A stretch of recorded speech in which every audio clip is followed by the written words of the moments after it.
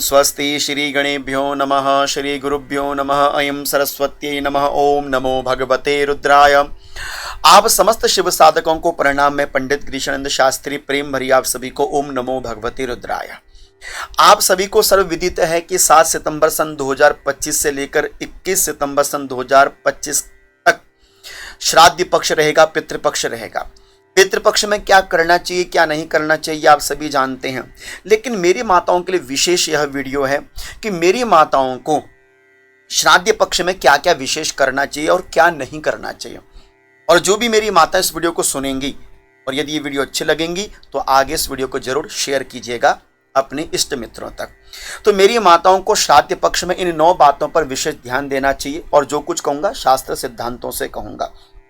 प्रथम 16 दिनों तक मेरी माताओं को नियम बना के चलना चाहिए कि घर की साफ सफाई प्रॉपर होनी चाहिए। घर के किवाड़ सूर्य उदय होने से पहले खुल जावे, अर्थात कि श्राद्ध पक्ष में सूर्य देवता के आगमन से पहले मेरी माताओं को स्नान कर लेना चाहिए और घर की व्यवस्थाओं को बना लेना चाहिए। साफ सफाई में विशेष ध्यान देना चाहिए मेरी माता। दूसरा, घर की स्वच्छता के साथ साथ रसोई की भी स्वच्छता और पवित्रता आपने बनाकर रखनी है। रसोई घर की जितनी पवित्रता बनाकर रखोगे उतना अच्छा रहता है, क्योंकि ध्यान रखिएगा आपके पितरों का मूल स्थान आपके घर का रसोई का भाग है।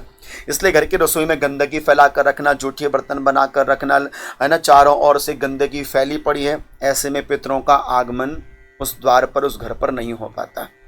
इसलिए इस बात को बहुत गंभीरता से लेकर चलिएगा कि रसोई घर में किसी भी प्रकार की कोई गंदगी ना हो और किसी भी प्रकार से चप्पल पहनकर रसोई घर के अंदर ना जाएं। तो मेरी माताओं को ये दूसरा ध्यान जरूर रखना है। और तीसरा कार्य, मेरी माताओं को श्राद्ध वाले दिन वस्त्र नहीं धोने चाहिए।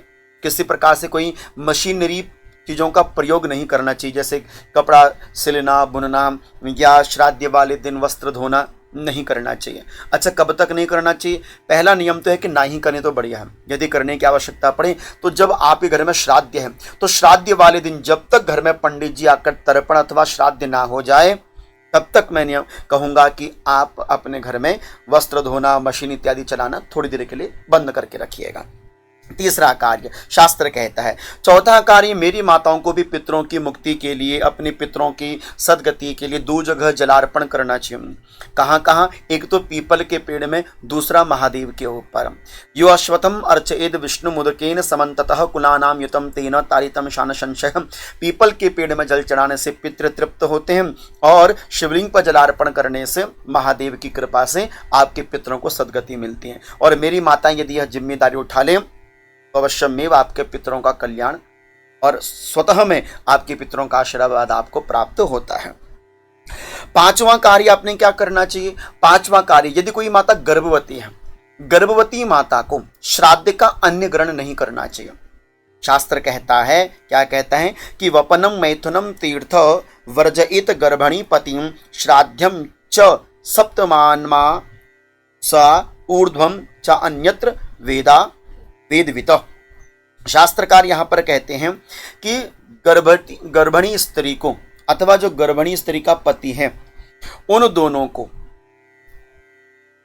7वें महीने से किसी प्रेत कार्य में, किसी 13वीं का भोजन करना, श्राद्ध का भोजन करना बिल्कुल वर्जित करना चाहिए। बहुत बड़ी बात है।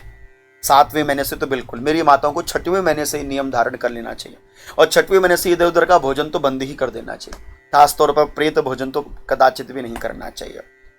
इसलिए श्राद्धादि कर्म में बना हुआ अन्न 7वें महीने से गर्भिणी के पति को और गर्भवती नारी को ग्रहण नहीं करना चाहिए। ठीक है। 6वां कार्य है, घर की देहली को, जो घर की चौखाट है, घर के चौखाट को आपने नित्य साफ करना चाहिए और उसमें थोड़े से तिल डाल देने चाहिए। शास्त्र कहता है तिलान प्रविक्रेत तत्र सर्वतो बंधये दजनान। शास्त्र कहता है कि तिलों के छिड़काव से आपके पितरों को बड़ी प्रसन्नता मिलती है और घर में नकारात्मक शक्तियां नहीं आती।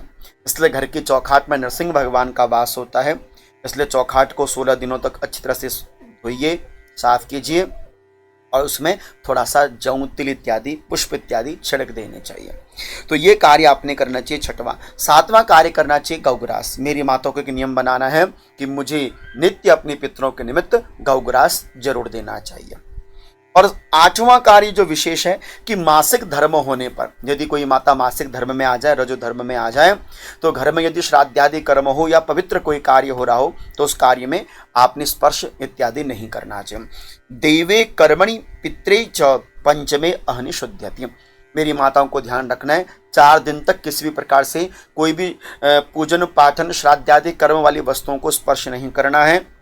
5वें दिन से पवित्रता आती है, तो 5वें दिन से आप प्रत्येक कार्य को सिद्ध कर सकती हैं, कार्य को आप परिपूर्ण कर सकती हैं। 8वां कार्य आपने क्या करना चाहिए कि यदि कोई माता है, उनका कोई पतिदेव नहीं है, घर में बच्चा भी नहीं है, बेटा भी नहीं है, तो माताओं के मन में शंका रहती है क्या मैं अपने हाथों से तर्पण जलदान करूं? तो शास्त्र कहता है कि पितु पुत्रेण कर्तव्या पिंड दानोदक क्रिया पुत्राभावे तो पत्नी शात पत्न्याभावे तो सोदरा। वैसे तो नियम पहले बनता है पुत्र का।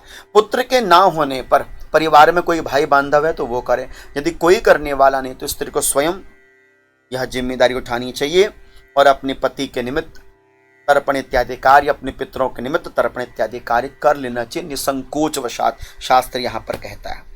9वीं ये जानकारी बहुत विशेष है और इस जानकारी को आपने बनाकर रखना है, सजाकर रखना है कि पिंडदान करने की प्रक्रिया में स्त्री को कभी पीछे नहीं रहना चाहिए यदि घर में कोई करने वाला ना हो तो इसलिए मैं चाहूंगा कि मेरी माताओं की इन चीजों पर ध्यान देना है। साथ ही साथ अन्न का शुद्धिकरण रसोई घर के अंदर होना चाहिए। रसोई घर में शुद्ध आहार बने, लहसुन प्याज 16 दिनों तक बिल्कुल बंद रहना चाहिए, शुद्धता के साथ रहना चाहिए।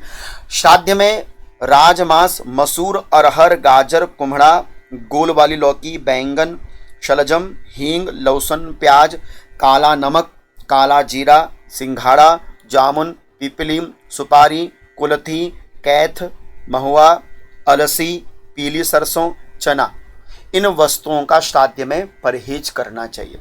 यह आपके रसोई घर में ना ही बने, अच्छी बात है। और बार बार अपने घर की रसोई को जूठा नहीं करना है। नित्य 16 श्राद्धों में नियम बनाइए कि श्राद्ध भले एक दिन करो लेकिन नित्य नियम बनाइए कि 2 जगह अन्न आपने देना ही देना है, पहला अग्नि में, दूसरा गौ माता को। आशा करता हूं कि मेरी माताएं इन शास्त्रोक्त विधानों के अनुसार चलेंगी तो इसका प्रभाव उनके संतानों पर बहुत अच्छा जाएगा। इसलिए मेरी माताओं की जिम्मेदारी है कि वो अपने घर में अपने पितरों की प्रसन्नता के लिए इन 9-10 कार्य जो मैंने आपके समक्ष रखे मन लगा कर करें। और मैं आशा करता हूं कि मेरी माताएं इन कार्यों को बहुत मन लगा कर करेंगे। धन्यवाद आप सभी को। ओम नमो भगवते रुद्राय। ओम नमो भगवते रुद्राय।